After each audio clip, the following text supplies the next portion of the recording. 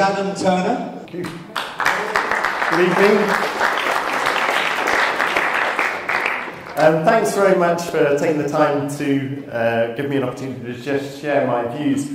I was reflecting on my motivation to have this conversation with you, really, and it came from a space where I took a huge adventure and a massive risk some time ago, just post the GFC, the global financial crisis. Most of my clients are Fortune 500 companies, and many of them are in the financial industry. So I lost 85% of my income overnight, and I also detected for the few clients that I was seeing at that time that attrition with the stress and the pressure was building tremendously. And in the world in which I occupy, I'm working with very multicultural groups of people. And everybody is somewhat aware of the anecdotal evidence of the implications of either being Chinese or Malaysian or Indian or English or German and so on and so forth. And those conversations pervade around the work that I do.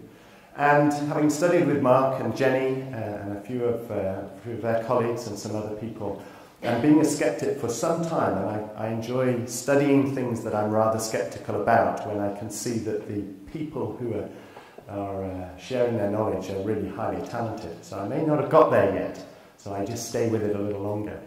And I took a risk. I decided after a particular program that I would start to use one or two of Jenny's tools, and I discovered that in the context of Asia, two things started to happen. One was there was all this attrition, and normally you would spend an awful lot of time with a group of people trying to warm them up so that they would be ready to share their vulnerabilities and explore their journey of growth.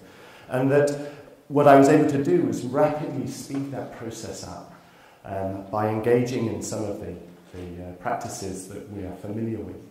But the second thing that was really profound was there was a common theme, and the common theme, I think, threads through hope.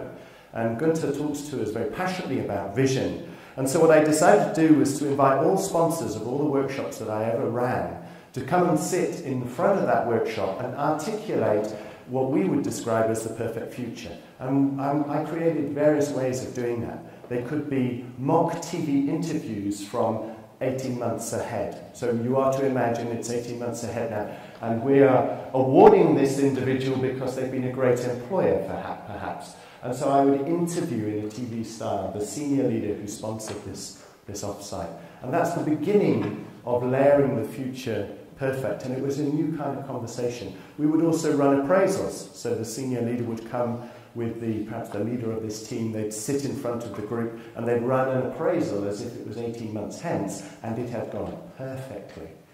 And so this process was playing with the future perfect, and what I then decided to do was to just dive all the way in. And so we would set up scenarios where groups of people, I was talking to Peter from Sweden last night, who's got a very elegant way of people articulating the perfect future.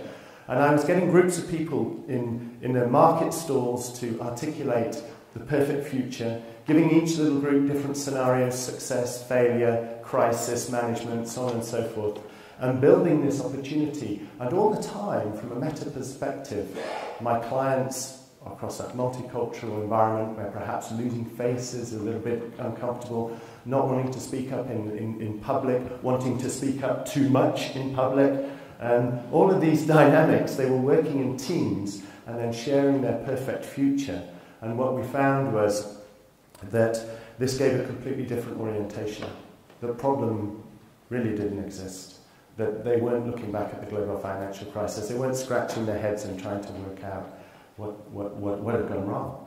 And so it became clear to my clients and the people who really behind commissioning the work that we'd got a really exciting tool. The next layer really is to do the scaling process. And this was massively a huge revelation, because it means you have to be vulnerable. You have to have some way of saying, I'm not perfect. And I use the secret ballot process with your post-it note and the pen. And then eventually, once everybody's made their personal decision, we invite them up onto the line. And that actually can still be quite a challenge for some people and some groups in organizations. But once we get to that point, it can be quite a breakthrough. I was working with the new veneer of senior vice presidents in Asia for eBay, PayPal, and there was a leader of one of those organizations from India there, 36, and very successful, a huge national profile. And the people at eBay were fascinated to see where would he have put himself on the line. And 10 was here and 1 was over here. And he walked down to this end and said he was a 4.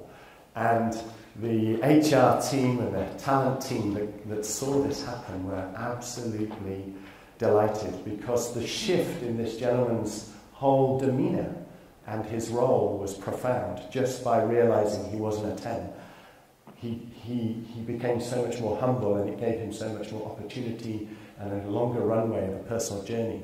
Prior to that event, it was reported that he was so full of his own success, there was nowhere else to go, and he was wondering what to do with his brilliance.